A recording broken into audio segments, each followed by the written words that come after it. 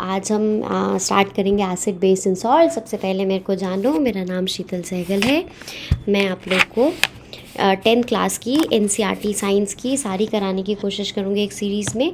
Further मैं कोशिश करूँगी कि इन टेक्स्ट और बैक क्वेश्चन को भी ना एक अलग से लेक्चर में डिस्कस करूँ। तुम लोग को जैसा भी लगेगा ये वीडियो मुझे कमेंट में बताना। प्लस मेरे से आप लोग टेलीग्राम या फिर इंस्टाग्राम पे जुड़ सकते हो। मैंने लिंक डाल दूँगी, ठीक है, डिस्क्रिप्शन में डाल दूँगी। चलो स्टार्ट करते हैं एसिड बेस एंड सॉल्ट पे। देखो सबसे पहला कि एसिड होता क्या है, ये चैप्टर नंबर 2 है। तुम लोग देख ही सकते हो ये चैप्टर नंबर 2। एक मिनट इसको ठीक करते हैं। हाँ, ये चैप्टर नंबर 2 है। चैप्टर नंबर 1 हम पहले पढ़ के आ चुके हैं, वीडियो लेसन में मैंने कवर कर रखा है। अगर नहीं देखा तो देख लेना, इट्स वेरी इजी। अब आता है एसिड बेस एंड सॉल्ट। सबसे पहले एसिड होता क्या है, एसिड होता क्या है। तुम लोग कौन कौन से एसिड जानते हो? सल्फ्यूरिक एसिड जानते हो, H2SO4 इज सल्फ्यूरिक एसिड। ये सब तुम्हें आइडिया होगा, नहीं होगा ना तो बुक के ऊपर लिख लेना ये सब नाम। अब तुम्हें होना चाहिए, तुम लोग 10th क्लास के बच्चे हो, सब आएगा कहीं ना कहीं। तो H2SO4 को क्या कहते हैं? Sulphuric acid. HNO3 को क्या कहते हैं? It's nitric acid. HNO3 क्या होता है? नाइट्रिक एसिड होता है। नाइट्रिक एसिड काफ़ी स्ट्रॉन्ग एसिड है। देन HCl क्या होता है? ये तो बहुत ईजी है, हाइड्रोक्लोरिक एसिड। Hydrochloric acid. अच्छा, तुम लोग को ये पता है ना कि HCl कैसे बना, इसका फॉर्मूला कैसे बना? ये क्लास 9th का टॉपिक है। अगर तुम लोग को याद नहीं है ना तो एक छोटी सी वीडियो बना रखी है शायद मैंने 7 मिनट की, वो देखाना जाके जल्दी से।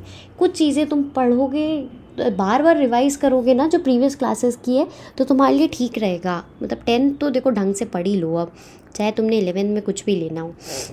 अच्छा देखो, एसिड बेस और सॉल्ट। अब हम आगे इस चैप्टर को स्टार्ट करते हैं। सबसे पहले हमने पढ़ा कि डिफरेंट टाइप्स ऑफ एसिड जो आज तक हम जानते थे, सल्फ्यूरिक एसिड हो गया, नाइट्रिक एसिड हो गया, हाइड्रोक्लोरिक एसिड हो गया। अब बेस कौन सा जानते हो? NaOH जानते हो, सोडियम हाइड्रोक्साइड। सोडियम हाइड्रोक्साइड, ठीक है। और सॉल्ट क्या होता है? जब एसिड और बेस मिलता है तो क्या बनता है? सॉल्ट बनता है। इस रिएक्शन को क्या कहते हैं? Neutralisation reaction. याद है 8th क्लास में पढ़ा था, जब एसिड और बेस एक दूसरे से मिलते हैं तो एक न्यूट्रल सब्सटेंस का फॉर्मेशन करते हैं। इस पूरे रिएक्शन को न्यूट्रलाइजेशन रिएक्शन कहते हैं।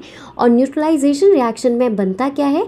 सॉल्ट बनता है और वाटर बनता है। तो मेरे बच्चों एक चीज़ समझो, जो एसिड है उनके पास क्या होगा? H+, और जो बेस है उसके पास क्या होगा? OH-। तो एक बार मैं पानी पे आऊँ, वाटर का फॉर्मूला क्या होता है? H2O होता है ना। पानी को हम क्या कहते हैं केमिस्ट्री में? H2O कहते हैं। अगर मैं इसको तोड़ के लिखूँ तो HOH बनेगा। देखो 2 H हो गए और एक ऑक्सीजन हो गए। H2O को तोड़ के लिखूँ तो HOH बनेगा। इसमें देखो ये जो H+ है ये H+ बनेगा और एक OH- बनेगा। अभी मैंने तुमको बताया कि H+ जो होता है एसिड होता है और OH- जनरली क्या होता है? बेस होता है। तो H+ OH- मिलके क्या बना? Water. Water which is neutral. Water कैसा है? न्यूट्रल है। यहाँ तक समझ आया? तो तुम समझ गए ना, पानी न्यूट्रल माना जाता है और उसकी केमिस्ट्री क्या है न्यूट्रल होने की। अब इस चैप्टर के बेसिक पार्ट्स को पढ़ते हैं। एक बार मैं अपना शीट साफ़ कर लूँ। लिख के पढ़ाने में ना ज़्यादा ठीक रहता है। मतलब मैं ऊपर से रीड भी कर सकती हूँ, पर असली पढ़ाई तो जब मैं लिखती हूँ ना मुझे लगता है तभी शायद बच्चे का ध्यान यहाँ पे आता होगा कि हो क्या रहा है। देखो फिर उसके बाद प्रीवियस क्लासेस में हमने पढ़ा है सार और बिटर टेस्ट के बारे में, ठीक है, जो कि एसिड और बेस में डिफरेंस पढ़ा था ना। ब्लू लिटमस पेपर वाला भी पढ़ा था। एक BRA होता है और एक RBB होता है। चलो मैं तुमको ये जब ख़त्म इसे पढ़ेंगे ना तो ये कवर करवाऊंगी और ऐसा मतलब दिमाग में बिठाऊंगी, ऐसी ट्रिक बताऊंगी कि तुम लोग ये भूलोगे नहीं। आगे आते हैं। हमने अभी तक पढ़ लिया एक बेसिक चीज़ कि एसिड क्या होता है? H+, और बेस क्या होता है? OH-, और सॉल्ट क्या होता है? जो एसिड और बेस को मिलके बनाते हैं। अब उसके बाद हम देखते हैं कि देखो तुम्हें पता होगा lemon juice, vinegar, baking soda, ये सब क्या होता है? बेकिंग सोडा क्या है? बेस है। विनेगर एसिडिक एसिड है। Lemon juice again citric acid होता है लेमन में। अब हम देखो कोई भी चीज़ तुमने पता है ना, जब एंट स्टिंग करता है तो या फिर हनी भी स्टिंग करती है तो किसी मेटल से हम उस चीज़ को रगड़ लेते हैं, स्किन के पोर्शन को। क्यों? क्योंकि एंट स्किन में क्या, एंट जब डंक मारता है, चींटी जब काटती है, बी जब काटती है, तो उसके स्टिंग में क्या होता है? मिथनोइक एसिड होता है। क्या होता है? मिथनोइक एसिड होता है। और जब हम लोहे से रगड़ते हैं ना, लोहा एक बेस होता है। लोहा क्या होता है? एक बेस होता है। तो एसिड और बेस मिलकर अभी मैंने बताया था क्या होता है, न्यूट्रल हो जाता है। तो हमें जो जलन हो रही होती है उस टाइम, जब काट के एक्सटिंग दर्द हो रहा होता है, थोड़ा न्यूट्रल कम होता है।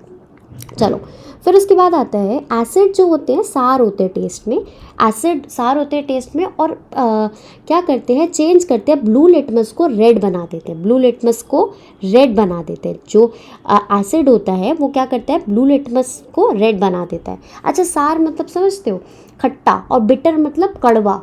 तुम लेमन को खा के देखो, मतलब लेमन को जो नींबू का रस होता है वो क्या होता है, खट्टा खट्टा होता है ना, क्योंकि उसमें क्या कौन सा एसिड होता है, सिट्रिक एसिड होता है। सिट्रिक एसिड विटामिन सी होता है बेसिकली ये, और ये खट्टा टेस्ट में होता है। बिटर होता है कड़वा, बिटर होता है कड़वा। अरे करेला खा के देखना, वो कड़वा लगता है। तो ये डिफरेंस होता है सार और बिटर में। ठीक है, bitter in change in colour, red litmus, blue कौन करता है, तुम्हारा बेस करता है। लिटमस क्या होता है, अब लिटमस एक नेचुरल इंडिकेटर है, माने हमें नेचर से ही मिला है। टर्मरिक हल्दी होता है ना, वो भी एक नेचुरल इंडिकेटर होता है। स्कूल यूनिफॉर्म पे बहुत हल्दी लगती रहती है, एज इन तेल लगता रहता है, सब्जी लग जाती है ना, तो तुम उसको जब सोप से वॉश करते हो तो तुम देखना उसका कलर हल्का सा चेंज हो जाता है, क्योंकि जो तुम्हारा टर्मरिक हल्दी है वो क्या है, एक टाइप ऑफ एसिड है। ठीक है, और जब बेस जो सोप होता है वो एक बेस है, तो तुम एक थोड़े से शीट पे, कपड़े पे हल्दी मतलब हल्दी लगा के उस पर बेस मतलब साबुन लगा के देखना, कलर में चेंज आएगा। तो और फिर उसके बाद आता है, ये सब नेचर से मिलते हैं। ये वो एग्जांपल दे रखा है कि येलो क्लोथ जो होता है ना, जब वॉश करते हैं बहुत सारे वाटर से उसका कलर चेंज होता है। अच्छा, अब एक आता है सिंथेटिक इंडिकेटर। सिंथेटिक इंडिकेटर वो होता है जो हमने बनाए हैं, दैट इज़ हमें नेचर ने नहीं प्रोवाइड किया, एक साइंटिस्ट ने उसको खुद बनाए हैं।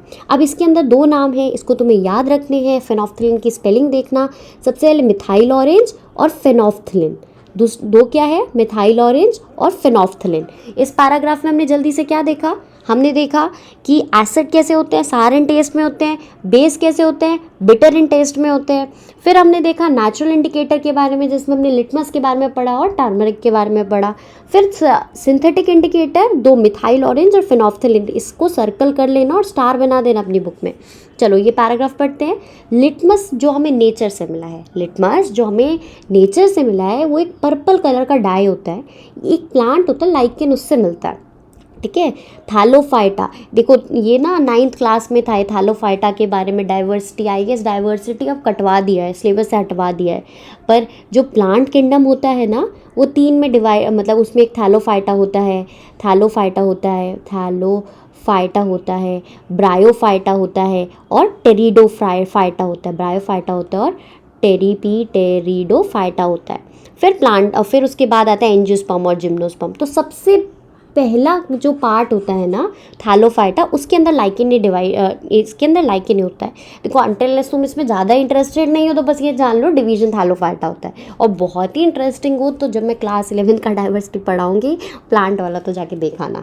ठीक है, और इससे मुझे याद आया कि लाइक कर देना, सब्सक्राइब कर देना, मुझे ज़रूर बताना कैसा लगा। फिर उसके बाद वीडियो कैसा लगा। फिर उसके बाद आता है commonly uses indicator. When the litmus solution, जब लिटमस, देखो जब लिटमस ना तो एसिडिक होगा ना बेसिक होगा, तो उसका ओरिजिनल कलर कैसा होगा, पर्पल होगा। ठीक है, और भी नेचर से हमें इंडिकेटर्स मिले, जैसे रेड कैबेज हो गया, लीव्स हो गए, रेड कैबेज के पत्ते हो गए, हल्दी हो गई, और कुछ पेटल्स समझते हो ना, जो कलरफुल पार्ट होता है एक फूल का, उसे पेटल्स कहते हैं। जैसे रोज़ के पेटल्स रेड कलर के होते हैं, येलो कलर के होते हैं, वाइट कलर के होते हैं। आप तुम समझ गए होगे प्रॉपर कि पेटल होता क्या है। और जैसे हाइड्रेंजिया, पेटूनिया, जेरेनियम, ये कुछ ऐसे फ्लावर्स हैं जिनके पेटल्स हमें बताने में हेल्प करते हैं कि हमारा जो सामान है वो एसिडिक है या फिर बेसिक है। चलो ये वाला ख़त्म हो गया। हम इन टेक्स्ट एक अलग वीडियो में कवर कर लेंगे, क्योंकि मैं चाहती हूँ एक वीडियो ऐसी बना दूँ बार बार रिवाइज करने में आसान नहीं हो। हाँ, अंडरस्टैंडिंग द केमिकल प्रॉपर्टी। अब केमिस्ट्री पढ़ रहे हैं तो ये तो आना ही था, इक्वेशंस आनी ही है और केमिकल प्रॉपर्टीज़ आनी है। अब देखो एसिड और बेस की केमिकल प्रॉपर्टीज़ पढ़ते हैं। सबसे पहले अब सुनो, जो यहाँ पे नाम लिखे हैं ना उनको तुम्हें याद करने हैं, उससे कोई कॉम्प्रोमाइज़ नहीं होगा। देखो एक हाइड्रोक्लोरिक एसिड है HCl, स्टार्टिंग में मैंने तुम्हें बताया था। Sulphuric acid H2SO4, nitric acid HNO3, acetic acid CH3COOH, ये सिरके में भी होता है, जो चाउमीन में डलता है ना विनेगर, उसमें भी होता है। सोडियम हाइड्रोक्साइड, बेस दिख रहा है तुमको, calcium hydroxide, potassium hydroxide, magnesium hydroxide और aluminium hydroxide. These are all important, इसको तुम अपने दिमाग में रखना, ठीक है। इससे हम क्या पढ़ रहे हैं, इससे हम डिफरेंट डिफरेंट एसिड और बेस के नाम पढ़े। इसमें बोला है कि इस लैब में जाओ, ये सबको इकट्ठा करो और एक वॉच ग्लास में, मतलब एक वॉच ग्लास एक कटोरी जैसा होता है, हाँ, ट्रांसपेरेंट कांच की कटोरी, बस वो बोरोसिल से बनी होती है, उसमें ये सब डालो, ठीक है। फिर उसके बाद अपने इंडिकेटर डालो, फिनोफ्थलीन का यूज़ करो या फिर मिथाइल ऑरेंज का यूज़ करो और देखो क्या क्या कलर में चेंज आता है। अब देखो यहाँ पे इंपॉर्टेंट पॉइंट बनता है, यहाँ पे क्वेश्चन भी लिख लेना, वाटर इंडिकेटर्स, ठीक है। और यहाँ पे what are all factory indicators, यहाँ पे आएगा what are all factory indicators. ये तुम्हें शायद लैब में ले जाके करवाएंगे भी, ठीक है। यहाँ पे क्वेश्चन लिख लेना, राइट नोट ऑन लिटमस। तो तुम इसमें ध्यान रखना कि डिवीजन थैलोफाइटा होता है। Name few natural indicators other than litmus, तो इसमें ये वाला कवर हो जाएगा। नेम टू सिंथेटिक इंडिकेटर, इसमें ये वाला कवर हो जाएगा। फिर यहाँ पे देखो ऑल फैक्ट्री इंडिकेटर्स क्या होते हैं, कुछ ऐसे सब्सटेंसेस होते हैं जो चेंज कर देते हैं कलर, ठीक है। हमें पता है इंडिकेटर अपना कलर चेंज करता है, जैसे हमने पढ़ा ना, blue litmus red, red litmus blue. पर कुछ ऐसे सब्सटेंस होते हैं जो कि अपनी ओडर माने स्मेल चेंज कर देते हैं, उसे कहते हैं ऑल फैक्ट्री इंडिकेटर। उन्हें क्या कहते हैं, ऑल फैक्ट्री इंडिकेटर्स कहते हैं। इसके अंदर कौन कौन से एग्जाम्पल है, वेनीला है, क्लोव ऑयल है, देखो यहाँ पे लिख भी रखा है, वेनीला है, अनियन है और क्लोव है, लौंग है, ठीक है। तो यहाँ पे हमने क्वेश्चन बनाया था what are all factory indicators, answer हो गया जो अपनी स्मेल चेंज कर देते हैं एसिड और बेस की प्रेजेंस में, और इसके एग्जांपल्स है वेनीला और अनियन और फिर फाइनली हमारा क्लोव। चलो ये वाला पार्ट कंप्लीट होता है। इसमें बस मेन चीज़ था ये चीज़, ठीक है। हम मिथाइल ऑरेंज और फिनोफ्थलीन को जानते हैं, अपनी बुक को थोड़ा जानो, फिनोफ्थलीन कहाँ लिखा है, मिथाइल ऑरेंज क्या कहाँ लिखा है। बोर्ड में क्वेश्चन आ जाता है फिनोफ्थलीन पे, मिथाइल ऑरेंज पे, तो तुम्हें पता होना चाहिए, it was there in your book. चलो, how do acid and base react with metals, ठीक है। अब हम पढ़ते हैं कि एसिड और बेस मेटल के साथ रिएक्ट कैसे करती है। एक्टिविटी देखो जल्दी से। अब तुम्हारे पास जिंक है, जिंक क्या है, एक मेटल है। डाइल्यूट सल्फ्यूरिक एसिड है, डाइल्यूट का मतलब क्या होता है, पानी मिला हुआ है। डाइल्यूट का ऑपोजिट क्या होता है, डाइल्यूट का ऑपोजिट होता है कंसंट्रेटेड। क्या होता है, कंसंट्रेटेड। डाइल्यूट का ऑपोजिट होता है कंसंट्रेटेड। फिर उसके बाद हमने देखो एक टेस्ट ट्यूब ली, उसमें सल्फ्यूरिक एसिड डाल दिया और एक मेटल डाल दिया, मेटल है तुम्हारा जिंक, ठीक है। और यहाँ पे कॉर्क लगा दी है, ये जो ब्राउन कलर का है कॉर्क है, फिट कर दी ताकि कोई भी जो गैस है हम उसको पकड़ पाए। कॉर्क के अंदर एक होल था जिससे हमने एक डिलीवरी ट्यूब डाली। डिलीवरी ट्यूब क्या करेगी, यहाँ पे जो भी गैस निकलेगी उसको पानी में लेके आएगी। उसको कहाँ लेके आएगी, पानी में लेके आएगी, जो कि एक सोप सोल्यूशन है, ओके। क्योंकि देखो एक तो गैस, अगर ये कॉर्क नहीं लगाएंगे तो सारी गैस हवा में उड़ जाएगी, फिर तो हम जान ही नहीं पाएंगे कौन सी गैस निकली। तो हमें उस गैस को कैप्चर करना है ना, तो हम यहाँ पे एक डिलीवरी ट्यूब लगा देते हैं। देखो फिर उसके बाद हमने क्या किया, यहाँ पे कैंडल रखी तो हमने देखा बर्निंग हाइड्रोजन जब बर्न होता है तो एक पटाखे जैसे, छोटे से पटाखे जैसी आवाज़ आती है, ठीक है। रिएक्शन, डाइल्यूट का मतलब क्या होता है, पानी मिला हुआ है, थोड़ा सा कम कंसनट्रेटेड है। डाइल्यूट का ऑपोजिट क्या होता है, कंसनट्रेटेड।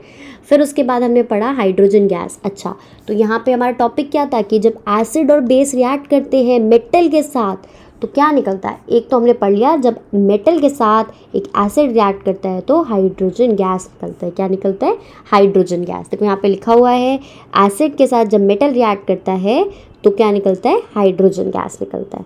अब एक्टिविटी 2.4 देखो, इसने बोला थोड़ा सी जिंक मेटल लो और सोडियम हाइड्रोक्साइड सोल्यूशन डालो। उसमें हमने एसिड डाला था ना, इसमें हम क्या डालेंगे, बेस डालेंगे। सोडियम हाइड्रोक्साइड क्या होता है, एक बेस होता है। बेस की पहचान क्या होती है, उसके पास OH होता है। एसिड की पहचान क्या होती है, उसके पास H+ होता है। देखो एक बार यहाँ की इक्वेशन नहीं लिखी इन लोगों ने, चलो मैं लिख देती हूँ। H2SO4 लिया है ना, H2 एक एसिड है, H2SO4 एक एसिड है। इसको मैं तोड़ूंगी तो 2H+ प्लस SO4 2- निकलेगा। देखो H+ निकला ना, इससे जहाँ से H+ लिबरेट होता है वो एसिड होता है, जहाँ से OH लिबरेट होता है वो बेस होता है, ठीक है। तो तुम्हारे पास NaOH था, इसमें तुमने जिंक डाला और Na2ZnO2 बना और H2 बना। फिर उसके बाद नेक्स्ट आता है how metal carbonate and metal hydrogen carbonate react करते हैं एसिड के साथ, ओके। यहाँ पे सेकेंड वाला पार्ट आता है कि मेटल कार्बोनेट। अच्छा, कार्बोनेट क्या होता है, CO3 2-। कार्बोनेट क्या होता है, CO3 2-। अब मेटल कार्बोनेट लिया है तो सोडियम एक मेटल है, उसके साथ कार्बोनेट ले लेते हैं Na, अपर यहाँ ये जो 2 माइनस है नीचे सबस्क्रिप्ट में चला जाएगा, Na2CO3 हो जाएगा बस, ठीक है। फिर उसके बाद देखो तुम्हारे पास Na2CO3 है, हम क्या पढ़ रहे हैं, मेटल कार्बोनेट कैसे रिएक्ट करता है, एक एसिड के साथ, HCl हाइड्रोक्लोरिक एसिड है तो क्या बनेगा, NaCl, H2 और CO2, और एक है मेटल हाइड्रोजन कार्बोनेट, देखो मेटल हाइड्रोजन कार्बोनेट, अब ये भी मेटल के साथ सॉरी एसिड के साथ रिएक्ट कर रहा है, क्या बना, NaCl, H2O, CO2। दो चीज़ें मुझे बतानी है। सबसे पहले देखो ये रिएक्शन लर्न करना बहुत इंपॉर्टेंट है, इससे बच के कहीं भाग नहीं सकते, ठीक है।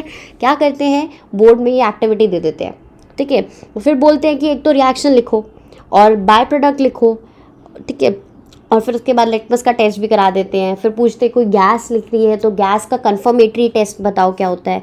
अच्छा, हाइड्रोजन का कंफर्मेटरी टेस्ट क्या था, पॉप साउंड से वो बर्न हो रहा था। अब यहाँ पे जब कार्बोनेट के साथ रिएक्शन होता है तो क्या निकलता है, CO2, क्या निकलता है, CO2। चलो यहाँ पे हम देखते हैं डाइल्यूट हाइड्रोक्लोरिक एसिड है, अभी मैंने तुम्हें बताया डाइल्यूट का मतलब क्या होता है, पानी मिला हुआ है, और फिर उसके अंदर तुमने सोडियम कार्बोनेट डाला है, सोडियम कार्बोनेट इज दिस, ठीक है। और टेस्ट ट्यूब में फिर से हमने कॉर्क लगाया और थिसल फनल भी लगा दिया है, ठीक है। और तुम्हारे पास ये जो तुम्हारी गैस यहाँ से निकल रही है, CO2 जो गैस निकल रही है वो इस टेस्ट ट्यूब में जा रही है, और टेस्ट ट्यूब में ऑलरेडी क्या है, कैल्शियम हाइड्रोक्साइड सोल्यूशन, क्या है, कैल्शियम हाइड्रोक्साइड सोल्यूशन। देखो कैल्शियम हाइड्रोक्साइड क्या होता है, CaOH का होल ट्वाइस, ठीक है। ये वाला रिएक्शन है एक्चुअली यहाँ पे। तो हमने क्या करा, एक्टिविटी 2.5 में टेस्ट ट्यूब ली, उसके अंदर डाइल्यूट हाइड्रोक्लोरिक एसिड डाला, माने HCl डाला, और उसके अंदर क्या चीज़ डाली, सोडियम कार्बोनेट डाला, दैट इज़ दिस, ठीक है। निकल के क्या आया, NaCl, H2O, CO2। अब दूसरी बात, एक तो थी तुम्हारा ये पूरा सेटअप जिसमें तुमने एक्सपेरिमेंट पढ़ा, अब इसका रिएक्शन देखो कैसे याद करना है, NaCl दोनों में निकला है, H2O दोनों में निकला है, CO2 दोनों में निकला है। याद तुम्हें क्या करना है, अगर सोडियम कार्बोनेट बोला तो सिर्फ ये लिखोगे Na2CO3, और सोडियम हाइड्रोजन कार्बोनेट निकला तो फॉर्मूले में 2 नहीं आता, हाइड्रोजन आ जाता है, बाकी सारा फॉर्मूला सेम है। अच्छा देखो, अब ये जो CO2 निकला, जब इसको हम इस टेस्ट ट्यूब से पास करेंगे तो क्या बनेगा, वाइट PPT बनेगा, वाइट PPT बनेगा। PPT माने तुम चौक वाटर को ज़रा ट्यूबलाइट के आगे रख के देखना, you can see PPT easily, तुम्हें क्या दिखेगा, आराम से PPT दिख जाएगा,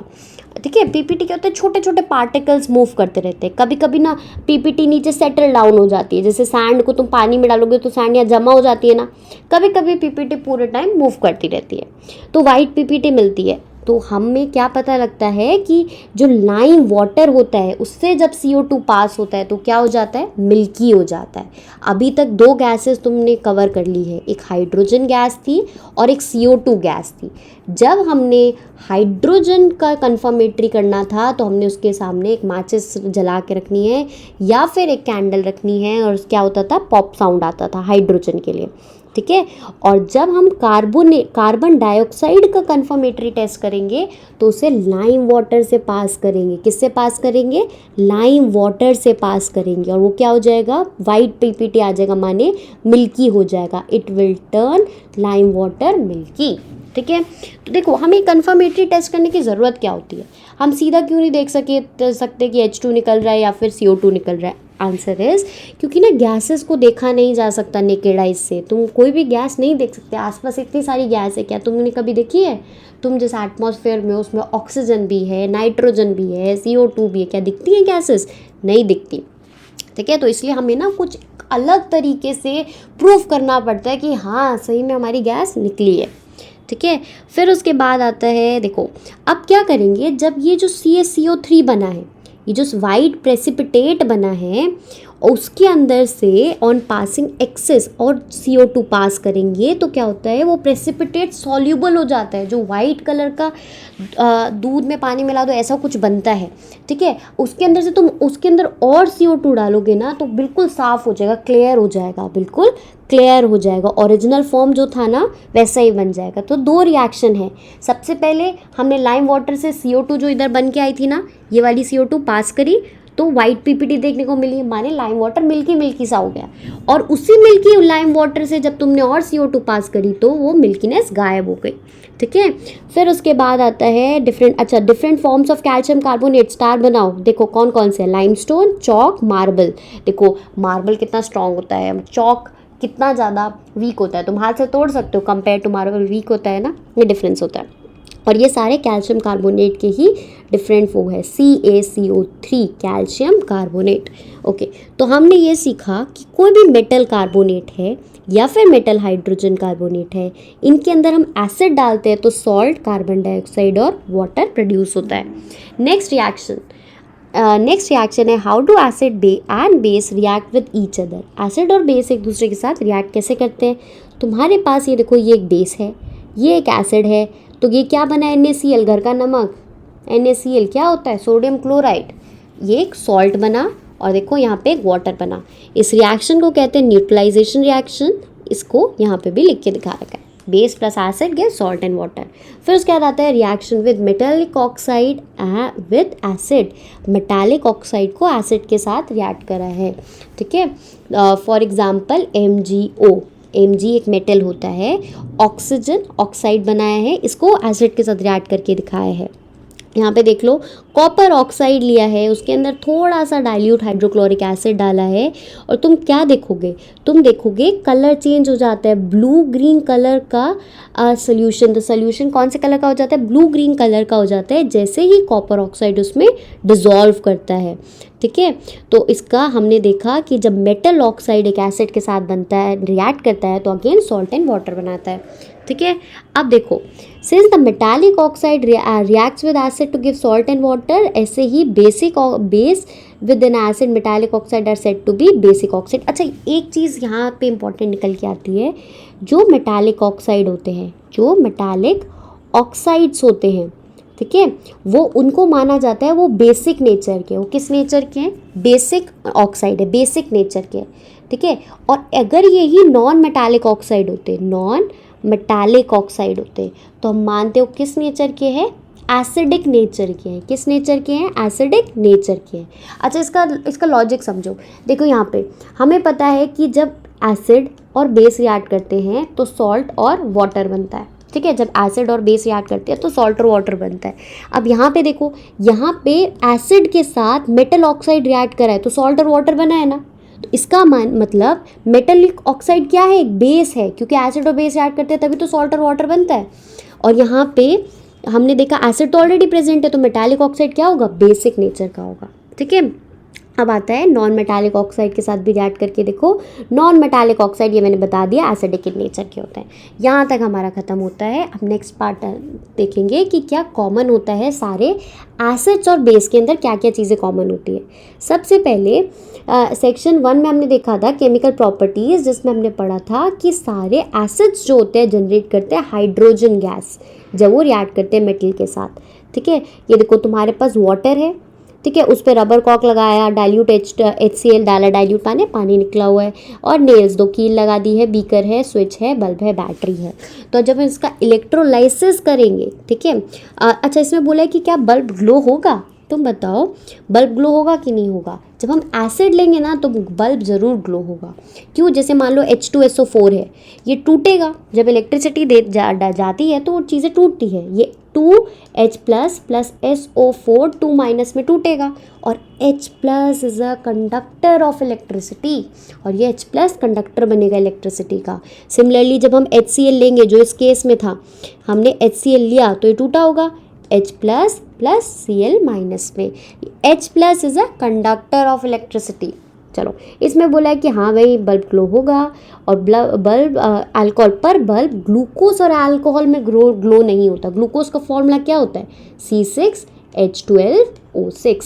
ठीक है, अल्कोहल ले लो CH3CH2OH, इसे इथेनॉल कहते हैं। ये तुम्हारे सिलेबस में है कार्बोनेट्स कंपाउंड में। इथेनॉल के केस में लिख लेना इसके नीचे, ये इथेनॉल है, इथेनॉल, और इसमें ब्रैकेट में लिखना है ये अल्कोहल है, अल्कोहल। और ये दूसरा क्या है, इसको कहते हैं ग्लूकोज। ग्लूकोज के केस में बल्ब ग्लो नहीं होता क्योंकि यहाँ पे फ्री H प्लस आयन नहीं होते। ठीक है, फ्री H+ आयन होंगे, तभी इलेक्ट्रिसिटी कंडक्ट होगी, तभी तुम्हारा बल्ब जो है ग्लो होगा। अब इसके अंदर हमें यही पता लगा एसिड के पास क्या होते हैं, H+ आयन होते हैं, और एज कटायन एंड अनायन होते हैं, जैसे Cl- हो गया HNO3 में। अच्छा, कटायन अनायन जानते हो, क्लास 9th में पढ़ा था तुमने। मान लो बाहर HCl, मतलब बाहर बहुत तेज़ बारिश हो रही है, मुझे लग रहा है वीडियो में उस बारिश की आवाज़ ना आने लग जाए। मैं इस वीडियो को ना यहीं तक रखूँगी, मैं चेक करूँगी आवाज़ आ रही है कि नहीं आ रही, वीडियो में डिस्टर्बेंस ना क्रिएट हो। दूसरे पार्ट में हम बाकी बचा हुआ चैप्टर कर लेंगे। चलो एक बार एनायन कटायन ख़त्म करके जाते हैं। HCl को अगर मैं तोड़ूंगी तो क्या बनेगा, H+ और Cl-। बच्चों जो जो प्लस वाले होते हैं ना, वो क्या होते हैं, वो कटायन होते हैं, और जो माइनस वाले होते हैं वो क्या होते हैं, अनायन होते हैं। पता नहीं मुझे क्यों लग रहा है तुम लोगों को कटायन और अनायन बनाना आता नहीं होगा। मतलब किसी को आता होगा, किसी को नहीं आता होगा। नेक्स्ट वीडियो में हम स्टार्टिंग ही एनायन और कटायन से करते हैं, ठीक है। चलो, कुछ समझ आए तो लाइक कर देना, सब्सक्राइब कर देना, बस यही तरीके से तुम मुझे पे बैक कर सकते हो या फिर बता सकते हो समझ आया। चलो बच्चों, बाय। मैंने कहा था ना एक बार अनायन कटायन तुम लोग को रिवाइज करवा दूँ। अनायन और कटायन, एक चीज़ को याद रखना कि कटायन में कौन सा चार्ज होता है, पॉजिटिव चार्ज होता है, माने ये इलेक्ट्रॉन डोनर होते हैं, कि इनका नेचर क्या होता है, ये इलेक्ट्रॉन डोनर होते हैं। और अनायंस जो होते हैं ना, वो पॉजिटिव वो नेगेटिव चार्ज रखते हैं, तो वो क्या होते हैं, इलेक्ट्रॉन एक्सेप्टर होते हैं, एक्सेप्टर्स होते हैं। बस तुमको ये चीज़ दिमाग में रखनी है। अब जल्दी से एग्जाम्पल देख लेते हैं, जैसे सोडियम कौन से नंबर पे आता है, 11th नंबर पे आता है, तो 2, 8, 1, ठीक है। अब एक इलेक्ट्रॉन, अब इसको कोई साथ तो देने नहीं वाला, तो ये क्या करता है, अपना एक इलेक्ट्रॉन को दे देता है किसी को, क्योंकि सबको स्टेबिलिटी चाहिए, सबको आउटर मोस्ट शेल में 8 इलेक्ट्रॉन चाहिए, तो ये क्या बन जाएगा, Na+। और इसका क्योंकि उसने एक इलेक्ट्रॉन दिया है ना, तो इसलिए Na+ बना। अगर 2 देता तो 2+ होता, 3 देता तो 3+ होता, और ये क्या बन गया, कटायन। अनायन क्या करता है, इलेक्ट्रॉन ले लेता है। F का एग्जाम्पल लेते हैं, F9 नंबर पे आता है, तो 2 और 7, इसको ऑक्टेट पूरा करने के लिए एक इलेक्ट्रॉन की ज़रूरत है, तो कोई ना कोई से इलेक्ट्रॉन दे देता है, और ये F- बनता है। अनायन कटायन तुम लोग को समझ आ गया। नहीं तो मैंने एक 9th क्लास की ना वीडियो बना रखी है अलग से, कि अनायन कटायन को प्रॉपर क्लासिफिकेशन, तो उसको देख लेना जाके, ठीक है। कुछ बच्चों को जो आता होगा तो फिर उनको लगेगा कि ये क्या हो रहा है, ये तो हमें आता है, ये क्यों पढ़ा जा रहा है वापस से। चलो ठीक है, अब हम स्टार्ट करते हैं इस चैप्टर के बारे में। What happens when an acid and और a base in a water solution. अगर हम व्हाट हैपेंस टू, जब हम एसिड या बेस को किसी वाटर सोल्यूशन में डालेंगे तो क्या होगा, ये पढ़ते हैं। देखो इसमें ये एक्टिविटी देख लो, इसमें बोला NaCl माने नमक, घरेलू नमक जो घर में यूज़ होता है, इसका बोलते क्या है, इसको सोडियम क्लोराइड।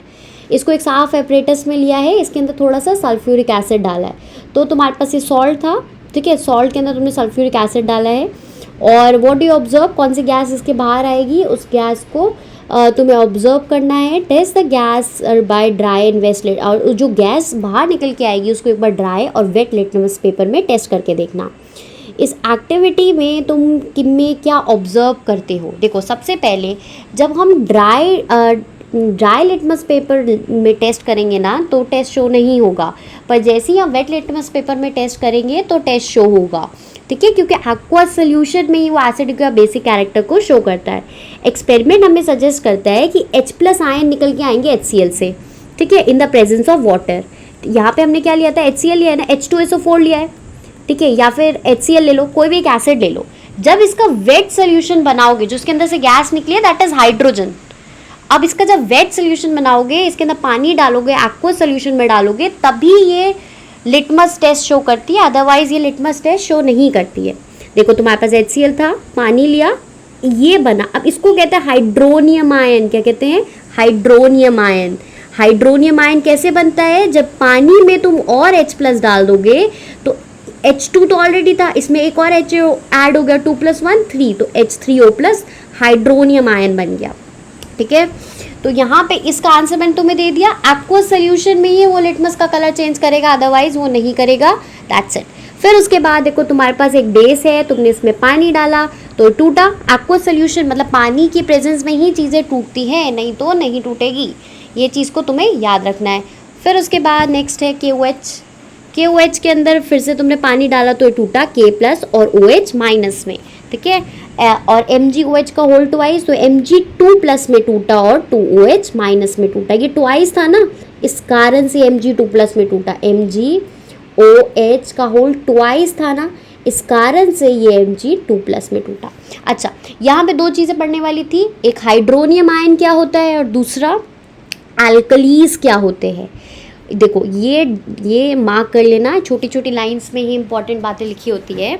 हाइड्रोनियम क्या होते हैं, बेसिस जनरेट करते हैं OH minus ion in water. तो जो बेसिस पानी में सॉल्यूबल होते हैं उन्हें एल्कलीज कहते हैं। जो बेस पानी में डिजॉल्व हो जाए उसको एल्कली कहते हैं। इंपॉर्टेंट बात यह है कि हर बेस पानी में डिजॉल्व नहीं होता है, ठीक है। देखो यहाँ ये डू यू नो वाले डब्बे में लिखा भी हुआ है कि सारे बेसेस पानी में डिजॉल्व नहीं होते हैं। एंड एल्कली एक बेस है जो पानी में डिजॉल्व हो सकता है। और ये सोपी टू टच होते हैं, छुओगे तो हाथ में सोपी बिहेवियर शो करेंगे। बिटर होते हैं, कॉरोसिव होते हैं, ख़राब कर देते हैं चीज़ों को, ठीक है। फिर उसके बाद acid plus base, salt plus water. Acid के पास X है, देखो MX बन जाता है, ये इसका एक स्केलेटल इक्वेशन लिख के दिखा रखा है। उसके बाद बोला है जब 10 ml वाटर को बीकर में डालो, उसके अंदर थोड़ा सा H2SO4 डालो और स्विल घुमा घुमा के उसको मिक्स करो। बेकर जो बीकर है उसको उसके बेस को टच करके देखना, टेम्परेचर में चेंज आएगा। पूछा है कि क्या ये एक्सोथर्मिक है या ये एंडोथर्मिक है। अब इसके में डिफरेंस क्या होता है, चैप्टर 1 में पढ़ा था ना। एक्सोथर्मिक वो होते हैं जहाँ पे हीट रिलीज होती है, एंडोथर्मिक वो होते हैं जहाँ पे हीट गेन होती है। जब एक्सोथर्मिक रिएक्शन होगा तो क्या होगा, जो टेस्ट ट्यूब होगी वो गर्म हो जाएगी। जब एंडोथर्मिक रिएक्शन होगा तो टेस्ट ट्यूब गर्म नहीं होती है, हल्की हल्की ठंडी रादर हो जाती है। चलो, तो हमारे इसका आंसर क्या होगा कि वो क्या होगी, हाईली एक्सोथर्मिक प्रोसेस है। जब हमने पानी में एसिड मिलाया तो वो बहुत ज़्यादा एक्सोथर्मिक रिएक्शन होता है। अब यहाँ पे एक बात इन्होंने बोले, the acid must slowly acid को डालना, नहीं तो स्प्लैश होकर बाहर आ जाएगा और जला भी सकता है, ठीक है। मिक्सिंग एन एसिड और base in water result in decrease in concentration पर वॉल्यूम, इसे डाइल्यूशन कहते हैं। देखो डाइल्यूटेड H2SO4, डाइल्यूटेड HCl पूरे चैप्टर में हम पढ़ता है, और डाइल्यूशन की डेफिनेशन जो है यहाँ को बता रखी है, ठीक है। तो डाइल्यूशन समझते हो, डाइल्यूशन क्या होता है, जब हम पानी मिलाते हैं, मिक्सिंग एन एसिड और बेस विद वाटर, जब हम पानी मिलाते हैं तो उसकी कंसंट्रेशन कम हो जाती है, इसे क्या कहते हैं, डाइल्यूटेड। चलो, अब इसका चैप्टर का आखिरी भाग है, यहाँ पे हम पढ़ेंगे कि एसिड कितना स्ट्रॉन्ग है या कितना वीक है, कैसे पता लगता है, और फिर उसके बाद इसकी एप्लीकेशंस पढ़ेंगे। थोड़ा सा सॉल्ट के बारे में पढ़ेंगे और फिर ये चैप्टर एंड होगा। ये चैप्टर थोड़ा सा लेंदी है बट हो जाता है, दो तीन बार पढ़ोगे तो चीज़ें फेमिलियर हो जाएगी, तुम्हें लगेगा हाँ ये तो थोड़ा थोड़ा आता है। और बार बार रिवीजन करते हैं ना, एक ही चीज़ सुनते हैं पढ़ते हैं तो फिर हमारा ग्रिप बैठ जाता है। पहली बार तो सबको लगता है यार, पहली बार जब मैंने पढ़ा था तो मुझे भी कुछ समझ नहीं आया होगा आई गेस। चलो, फिर उसके बाद आता है हाउ स्ट्रॉन्ग एसिड और बेस सोल्यूशन, कितना स्ट्रॉन्ग होता है एक एसिड या बेस सोल्यूशन। अब इसको हम कैसे यूज़ करेंगे, कैसे पता लगाते हैं, pH से। P का मतलब होता है पावर और ऑफ हाइड्रोजन, ऑफ नहीं लिखते हैं, ऑफ मतलब तुम समझ लो, it is power of hydrogen. pH paper क्या होता है, पावर ऑफ हाइड्रोजन बताता है। हाइड्रोजन किसके लिए, अभी हमने स्टार्टिंग में पढ़ा था ना, एसिड होता है तो उसके पास H+ आयन ज़्यादा होते हैं। तो देखो यहाँ पे हम देख लेते हैं universal indicators, a scale, hydrogen ion को नापने के लिए एक स्केल बनाई हुई है। उस स्केल को बोलते हैं pH स्केल। उस स्केल को क्या बोलते हैं, pH स्केल, जिसमें P का मतलब होता है पोटेंस। P का मतलब क्या होता है, पोटेंस। पोटेंस वो पोटेंशियल कहते हैं ना, इस बच्चे में बहुत पोटेंशियल है, तो पोटेंशियल मतलब क्षमता, ठीक है, पावर। और pH स्केल जो होती है 1 से 14 तक होती है। देखो 0 से स्टार्ट हुई, 0 से 14 तक होती है। 0 मतलब बहुत ज़्यादा एसिडिक है, ठीक है, इतना वायबल नहीं होता, सर्वाइवल के लिए ये बहुत ज़्यादा एसिडिक हो जाता है। और 14 मतलब एकदम ही तुम्हारा जो ऊर्जा अल्कलाइन है, बहुत ज़्यादा बेसिक है, ठीक है। 7 होता है न्यूट्रल, हमारा ब्लड 7 होता है, ठीक है। और फिर उसके बाद हमारे पेट के अंदर तो एसिडिक होता है, पेट के अंदर एसिडिक नेचर होता है, HCl होता है ना, ये बायो जब पढ़ाऊंगे तो एक बार पढ़ लेना। फिर उसके बाद आता है जितना ज़्यादा 7 के बाद होगा उतना ज़्यादा बेसिक होता जाएगा, और जितना 7 से कम होगा उतना एसिडिक होगा। तो 0, 1, 2, 3, 4, 5, 6 ये सारे एसिडिक नेचर होते हैं। सबसे ज़्यादा ये होगा, उससे कम ये होगा, ऐसे ऐसे करके कम होते जाते हैं, ठीक है। और फिर इसके बाद 7 तो न्यूट्रल होता है, पानी हमारा न्यूट्रल होता है। फिर उसके बाद 8, 9, 10, 11 से लेके 14 तक ये सारे बेसिक होते हैं। चलो, फिर उसके बाद इसमें बोला है कि बिफोर मील, आफ्टर मील, ये तो एक ऐसा ही एक्टिविटी है, करके देख लेना।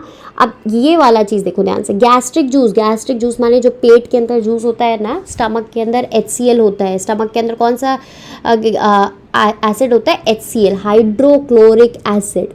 जो स्टमक के अंदर HCl होता है उसका मीडियम बता रखा है, देखो कितना ज़्यादा एसिडिक होता है, उसका pH 1 होता है। लेमन जूस जो नींबू पानी बनाते हैं उसके बाद दैट इज़ 2। फिर प्योर वाटर का जो और ब्लड का 7.4 के अराउंड होता है। मिल्क ऑफ मैग्नीशिया बेसिक होता है, 10 होता है। और सोडियम हाइड्रोक्साइड सोल्यूशन NaOH काफ़ी ज़्यादा बेसिक होता है और उसका 14 होता है। ये चीज़ समझ गए। स्ट्रेंथ ऑफ एसिड या बेस डिपेंड करता है कितने ज़्यादा H+ या OH माइनस आयन प्रेजेंट है। अगर H+ ज़्यादा प्रेजेंट होगा तो ज़्यादा एसिडिक होगा, OH माइनस ज़्यादा प्रेजेंट होगा तो वो बेसिक होगा। चलो, इम्पॉर्टेंस ऑफ पीएच। अब पीएच की हमारे रोज़मर्रा की ज़िंदगी में कहाँ कहाँ इंपॉर्टेंस है। सबसे पहले पूछा है कि क्या प्लांट और एनिमल पीएच के लिए सेंसिटिव होंगे? बिल्कुल होंगे यार। पीएच मतलब एसिड इतना ज़्यादा खतरनाक होता है, ये वो ह्यूमन स्किन में जाता है तो जला देता है। तो प्लांट भी तो लिविंग ऑर्गेनिज्म है, तो वो होंगे, बिल्कुल होंगे। छोटे से छोटा वॉर्म या बड़े से बड़ा एनिमल एसिड या बेस के लिए सेंसिटिव होता है। देखो हमारी बॉडी जो है उसका पीएच रेंज 7 से 7.8 तक रहना चाहिए, ठीक है। इसी के बीच में सर्वाइव कर पाते हैं। जो बारिश आती है ना, एसिड रेन जिसको कहते हैं, जिससे मार्बल कैंसर हुआ, हमारे ताजमहल को कैंसर हो गया, ठीक है, वो उसका पीएच जो होता है 5.6 से लेस होता है, तब उसको एसिड रेन कहते हैं। और जब ये एसिड रेन रिवर में बहती है ना, रिवर वाटर को एसिडिक बना देती है, जिससे जो रिवर के अंदर एक्वाटिक लाइफ होती है, मछलियाँ होती है, पौधे होते हैं, उनको जिंदा रहना डिफिकल्ट हो जाता है। फिर आता है acids in other plant. Atmosphere, जो वीनस का जो एटमॉस्फेयर है वो एकदम वाइट कलर का है, येलो कलर के क्लाउड दिखते हैं जो कि सल्फ्यूरिक एसिड के क्लाउड है। चलो, फिर आता है पीएच और सॉइल। हमारे मिट्टी का पीएच देखिए। पीएच जो होता है बहुत इंपॉर्टेंट होता है एक स्पेसिफिक रेंज में होना, अगर तुम्हारे प्लांट्स हेल्दी है तो। अच्छा, और पता है जो गुड़हल का प्लांट होता है ना, गुड़हल को क्या कहते हैं इंग्लिश में? चाइना रोज़ कहते हैं। तुम लोगों ने देखा होगा, नहीं तो गूगल करके देखना, आसपास होता है। उसको एसिडिक सॉइल चाहिए होती है। तो मेरे जब गुड़हल के प्लांट में फ्लावर्स नहीं आते ना, तो मैं कील डाल देती हूँ उसके अंदर ताकि उसको थोड़ा सा एसिड मिले। खैर, ये बात की बात है, वापस इसमें आते हैं। To find out the pH require for healthy plant, collect, उससे बोला है सॉइल को कलेक्ट करो और पीएच को नोट करो, ठीक है। फिर उसके बाद यहाँ पे पीएच नोट करने के लिए बोला है, एक स्पेसिफिक रेंज के अंदर ही पीएच होता है। अब आता है हमारे डाइजेस्टिव सिस्टम में। बहुत इंटरेस्टिंग है कि हमारा स्टमक क्या प्रोड्यूस करता है? Hydrochloric acid. हाइड्रोक्लोरिक एसिड क्या होता है? HCl, ठीक है। ये हेल्प करता है डाइजेशन में, स्टमक में। और ये एसिड है ना, तो हमारा पेट को ही जला ना दे, तो हमारे पेट में एक म्यूकस की मोटी सी लेयर होती है, ठीक है। कभी कभी ये लेयर हट जाती है ना, तो छाले हो जाते हैं, क्योंकि एसिड सीधा टकराता है पेट की लेयर वॉल से, तो इससे पेप्टिक अल्सर हो जाता है। पेट में छाले होते हैं, जनरली मुंह में छाले होते हैं, पर पेट में छाले होना तो उससे भी ज़्यादा सीरियस बात होती है। चलो, इनडाइजेशन, जब पेट में डाइजेशन की समस्या हो जाती है तो हम क्यों होती है? क्योंकि स्टमक ने बहुत सारा एसिड प्रोड्यूस कर दिया है, कहते हैं ना एसिडिटी हो रही है, इससे इरिटेशन और दर्द होने लग जाता है। तो इसकी दवाई होती है, तुम एक एंटा एसिड ले लो। एसिड को दूर भगाने के लिए इसका इलाज होता है, एंटा एसिड ले लो, ठीक है। फिर उसके बाद आता है एंटा एसिड न्यूट्रलाइज कर देगा। ये एसिड है, ये बेस की तरह काम करेगा, न्यूट्रल बना देगा। एग्जाम्पल है मिल्क ऑफ मैग्नीशिया, ले डालो। पीएच चेंज और टूथ डिके। अब हमारे जो टूथ में कैविटीज़ वगैरह होती है उसके बारे में पढ़ते हैं। पीएच माउथ का नॉर्मल होता है 5.5, ठीक है। टूथ किससे बना होता है? इनामल से बना होता है, जो कि फर्दर कैल्शियम हाइड्रोक्सीपेटाइट से बना होता है। किससे? हाइड्रोक्सीपेटाइट से, जो कि फर्दर कैल्शियम फॉस्फेट से बना होता है। हमारी बॉडी की ये हार्डेस्ट सब्सटेंस है, ठीक है। ये पानी में डिज़ोल्व तो नहीं होती है, बट जब पीएच माउथ का इससे नीचे चला जाए ना, तो ये ख़राब होने लग जाती है। जो दांत की लेयर है ये ख़राब होने लग जाती है। जो हमारे दांत बैक्टीरिया, मुंह के अंदर जो बैक्टीरिया प्रेजेंट होता है वो एसिड प्रोड्यूस करता है। ये एसिड क्या करेगा? पीएच की वैल्यू और कम कर देगा। हमें पता है ना, जितना कम वैल्यू होती है ना, तो उतना ज़्यादा एसिडिक होता है। इस कारण से क्या होगा कि हमारा माउथ का जो दांत का लेयर है वो डिग्रेड होने लग जाएगा। तो हम क्या, जो टूथपेस्ट यूज़ करते हैं ना, वो बेसिक नेचर का होता है, जिस कारण से एसिड बेस ऐड करके न्यूट्रल बना देता है। सेल्फ डिफेंस, एनिमल्स और प्लांट्स भी अपने लिए सेल्फ डिफेंस रखते हैं। उनकी जो स्टिंग होता है उसके पास मिथनोइक एसिड होता है, जिससे बर्निंग कॉज होती है, ठीक है। तो हमें बेकिंग सोडा का यूज़ कर लेना चाहिए उसको न्यूट्रल करने के लिए। फिर आते हैं नेचर प्रोवाइड न्यूट्रलाइजेशन ऑप्शन। ये देख लो, नेटल जो होता है एक प्लांट है, हर्बेशियस प्लांट है, ठीक है, हर्बेशियस समझते हो ना, छोटे छोटे प्लांट्स को हर्बेशियस प्लांट में आते हैं। और ये इनके पास स्टिंगिंग हेयर होते हैं, अगर ये हम पे स्टिंग कर गए, गलती से हम इस पर टच हो गए, तो ये मेथनोइक एसिड हमारी बॉडी के अंदर डाल देते हैं, जिससे क्या होता है कि काफ़ी जलन होने लग जाएगी, रब करने का मन करता है उसलिए। तो इसलिए क्या हुआ, इसी के साइड में ना एक डॉग प्लांट उगता है। इस जहाँ पे तुमको नेटल स्टिंग मिलेगा ना, उसी के साइड में एक डॉग प्लांट मिलेगा। डॉग प्लांट को ही रगड़ लेना चाहिए, वो उसे न्यूट्रल कर देता है। तो बता रखा है कैसे नेचर ने हमें ये चीज़ प्रोवाइड की है ना, तो उसी के साइड में ये भी प्रोवाइड कर दिया है। अब ये तुम थोड़ा लर्न करके रखना। विनेगर में कौन सा एसिड होता है, विनेगर माने सिरका, चाउमीन बनाने के काम आता है, एसिटिक एसिड। ऑरेंज में सिट्रिक एसिड होता है, सिट्रिक एसिड बहुत इंपॉर्टेंट होता है हमारी इम्यूनिटी के लिए। कोरोना था तो लोग कितना विटामिन बी सी खा रहे थे, सी ऑरेंज से मिलेगा। टैमरेट टार्टरिक एसिड होता है, टोमेटो में ऑक्सैलिक एसिड होता है। और कर्ड माने दही, दही में लैक्टिक एसिड होता है। नींबू के अंदर सिट्रिक एसिड होता है, एंड स्टिंग के अंदर मिथनोइक एसिड होता है, नेटल स्टिंग के अंदर भी मिथनोइक एसिड होता है। अब हम पढ़ते हैं सॉल्ट्स के बारे में। हमने पावर ऑफ हाइड्रोजन पढ़ लिया है, अब पढ़ेंगे सॉल्ट्स के बारे में। सॉल्ट के बारे में देखो, तुम्हें देखना है potassium sulphate, sodium sulphate, calcium sulphate, magnesium sulphate, copper sulphate, sodium chloride, ये सारी सॉल्ट्स हैं, इनके बारे में हम सब पढ़ने वाले हैं। ठीक है, अब देखो पीएच ऑफ द सॉल्ट के बारे में हम अगर हम बात करें तो पीएच जो होगा, कुछ सॉल्ट बहुत स्ट्रॉन्ग एसिडिक सॉल्ट होते हैं और कुछ सॉल्ट बेसिक सॉल्ट होते हैं और कुछ सॉल्ट न्यूट्रल सॉल्ट होते हैं। तो बेस्ड ऑन अगर एसिडिक सॉल्ट है तो 7 से कम होगा, बेसिक सॉल्ट है तो 7 से ज़्यादा होगा, न्यूट्रल है तो 7 के आसपास होगा। केमिकल रिएक्शन सॉल्ट का देखते हैं। गांधी जी ने भी दांडी मार्च निकाली थी, ठीक है, और ये क्या साबरमती के किनारे। और फिर उसके बाद नमक जाके इन्होंने बनाया था, क्योंकि गांधी जी को लगा था नमक जो है ना, अमीर से अमीर इंसान भी खाता है और गरीब से गरीब इंसान भी खाता है, तो क्यों ना नमक को ही एक मैं मुद्दा बना लूँ। नमक पे भी टैक्स लगा रहे थे नालायक ब्रिटिशर्स। चलो, तो नमक को सोडियम क्लोराइड कहते हैं और इसको हम खाने में यूज़ करते हैं, सब मैं तुम्हें बता चुकी हूँ। शुरुआत करते हैं क्या कॉमन सॉल्ट से। कॉमन सॉल्ट जो होता है, कॉमन सॉल्ट रॉ मटेरियल होता है, बहुत सारी जगह यूज़ होता है। अब जैसे sodium hydroxide, baking soda, washing soda, इन सब के बारे में हम पढ़ेंगे कि करके। रॉ मटेरियल माने कॉमन सॉल्ट को यूज़ करके तुम बहुत सारी चीज़ें बना सकते हो, washing soda, baking soda, bleaching powder and all.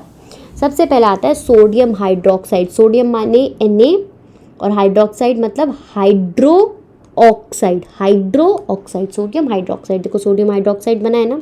अच्छा, इस प्रोसेस को कहते हैं कॉर एल्कली प्रोसेस। क्या कहते हैं? Chlor alkali process, chlor alkali process कहते हैं। अब यहाँ पे तुमने NaCl लिया है, पानी डाला है, Cl2 और H2। देखो दोनों गैस है, दिख रहा है दोनों गैस है, तो दोनों गैस दो टर्मिनल से बाहर को आ जाती है। एक जगह से Cl2 आ जाएगी, एक जगह से H2 आ जाएगी। Cl2 एनोड के पास जाती है और H2 कैथोड के पास जाता है। अब देखो H2 को यूज़ करा जाता है फ्यूल में और मार्गरीन में, अमोनिया में, जो कि फर्टिलाइज़र में डाला जाता है। ब्राइन सोल्यूशन बाहर आ रहा है, NaOH का सोल्यूशन। फिर उसके बाद आता है हमारे पास ये जो Cl2 है, इसको यूज़ करा जाता है PVC में, डिसइंफेक्टेंट में, क्लोरोफ्लोरो लैम्प में, पेस्टिसाइड्स बनाने में। ठीक है, अब आते हैं ब्लीचिंग पाउडर। ब्लीचिंग, ये प्रोसेस को याद कर लेना है, इस डायग्राम को भी याद कर लेना। ठीक है, ये दो इलेक्ट्रोड्स है, ये एक एनोड होता है और एक कैथोड होता है। यहाँ पे ये बेसिकली स्प्लिटिंग करते हैं, चीज़ों की स्प्लिटिंग करते हैं। तो NaCl को पानी में मिला दिया और स्प्लिट कराया, तो एक जगह तुम्हें H2 मिल जाएगा और एक जगह तुम्हें Cl2 मिल जाएगा और फाइनली NaOH बन जाएगा। ठीक है, यही जो यहाँ से निकला, देखो NaOH निकला। चलो, ब्लीचिंग पाउडर के बारे में हम बात करें तो chlorine produce during electrolysis. Bleaching powder देखो CaOCl2 होता है। जब हम स्लेक लाइम को यूज़ कर Cl2 के साथ ट्रीट करते हैं तो क्या बनता है? Bleaching powder. क्या बनता है? Bleaching powder. और फिर उसके बाद ब्लीचिंग पाउडर को कहाँ यूज़ करते हैं? कपड़े धोने में यूज़ करते हैं, ब्लीच करने में यूज़ करते हैं। जो पेपर फैक्ट्री होती है ना, वहाँ भी यूज़ करते हैं। केमिकल इंडस्ट्रीज़ में यूज़ करते हैं, पानी को साफ़ करने में यूज़ करते हैं। अब आता है बेकिंग सोडा।